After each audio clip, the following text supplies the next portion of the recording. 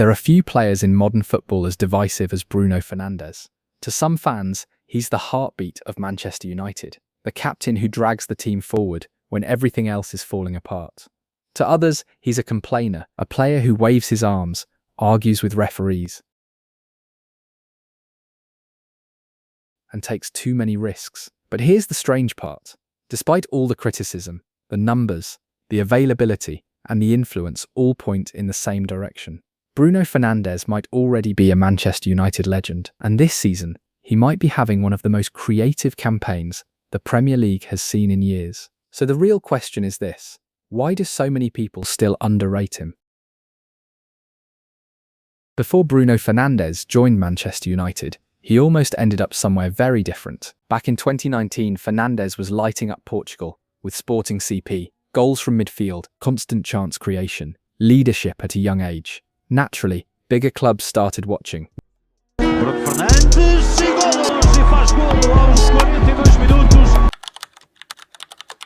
One of the most serious offers came from Tottenham. Football history is written in the margins of what-ifs. In 2019, Bruno Fernandes was essentially a Tottenham player. Mauricio Pochettino had identified him as the successor to Christian Eriksen. Talks advanced, negotiations happened, and at one point the move looked likely, but the transfer collapsed. Sporting's valuation, negotiation complications, and timing meant the deal never materialised. As reported by those close to the deal, the bags were practically packed, but a few £1 million in valuation stood between Daniel Levy and Sporting CP. Spurs blinked, United didn't. 6 months later, Manchester United stepped in during the January 2020 window, and that moment changed everything. Everybody, it is 5 o'clock. The Thursday before deadline day. Tomorrow is the big day, but this is big news, and let's get it right now.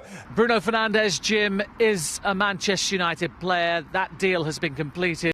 Bruno Fernandes has signed for Manchester United. Are we happy? Yes, we are. What does it mean? It means goals, it means creativity, it means vision, it means guile, it means assists, it means chances created. That's what he brings to the table. Within weeks, Bruno Fernandes completely transformed United's attack.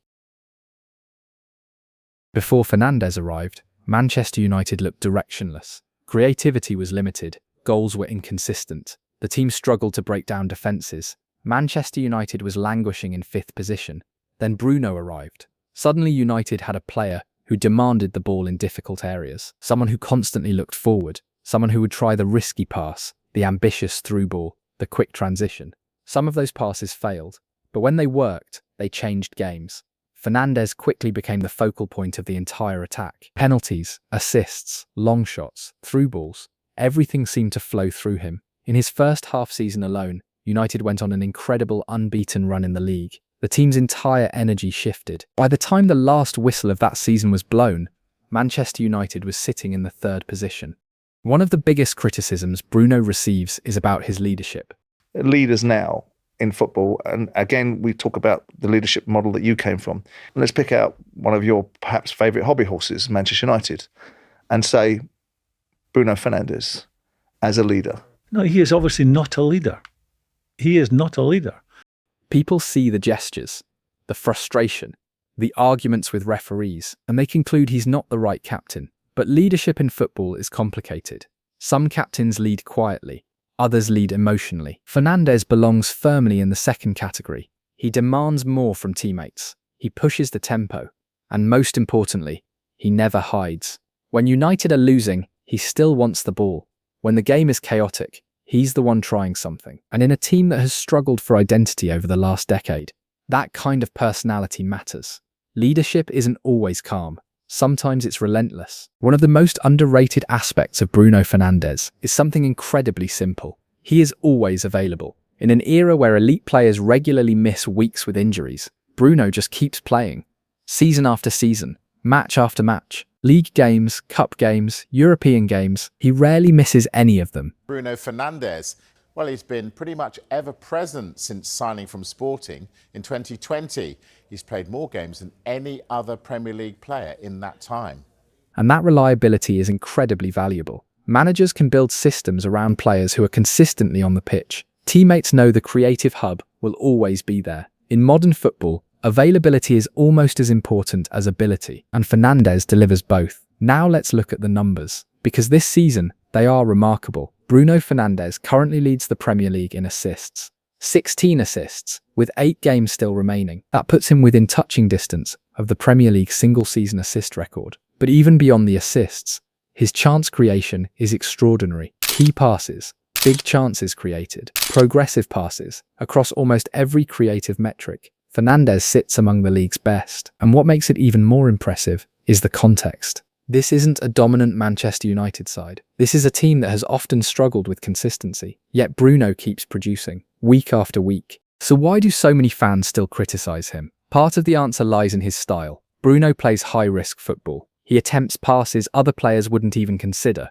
which means he also loses possession more often. But that's the trade-off. Creative players have to take risks. If you only pass safely, you rarely break defences, and Fernandes is constantly trying to break them. There's also the emotional side of his game. He shows frustration openly. Some fans dislike that. I think when you play for a big team, you always want to try to do better. What do you make of that, Roy? He's come out fighting. You're going to be criticised, obviously. That's the price in the ticket. You come for a big transfer fee, you're playing at United, you're scrutinised. But that intensity is also what drives his performances. The same fire that causes arguments also fuels the creativity. And the story isn't finished. This current season might be his most impressive yet. 16 Premier League assists, 8 games left, the possibility of breaking historic records. But beyond the numbers, it's about influence. When Manchester United needs something to happen, the ball still goes to Bruno Fernandes, because he's the player most likely to create it. And in modern football, that ability is priceless. Bruno Fernandes arrived at a club in an identity crisis and gave them a pulse. He chose United when they were down, stayed when they were struggling, and produced elite numbers regardless of who was standing next to him. He is the bridge between the glory of the past and the hope of the future. If you enjoyed the video and want more deep football breakdowns like this, make sure to hit the like button and subscribe to the channel. It really helps the channel grow and lets us keep making more content like this.